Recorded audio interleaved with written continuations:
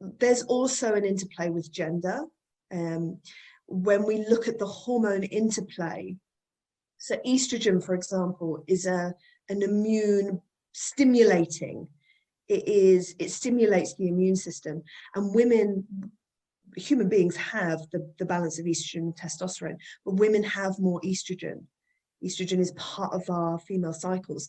And so this is why we see that 75% of autoimmune conditions are women, because we have more estrogen. So we have more of the stimulating hormone. And that's what autoimmune is. It's one of the things that drives me crazy, is that you see lots of blogs and lots of news reports that say we need to boost our immune system. If you have an autoimmune condition, you don't want to be boosting your immune system, because your immune system is already on red alert and doing this. You kind of want to be calming it. And how we work in the alternative health world is it's not about suppressing. And that is very much the medical model. When something is running too high, how do we suppress it? So if you have an autoimmune condition, you need to look at immune suppressants.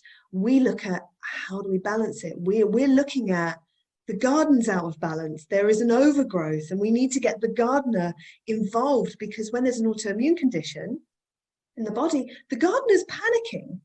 He's overrun with difficulties in the garden, so he's running around trying to get the garden into shape. And so what I'm so passionate about is asking the question, why is the garden going crazy? Why is the gardener having to do so much work? Rather than the medical model, which looks at let's suppress the gardener, let's knock him over the head and get him to pass out. I'm interested in, how do we support the gardener? He's telling us that there's something wrong. So yes, men, they have more testosterone. Testosterone is naturally an immune calmer.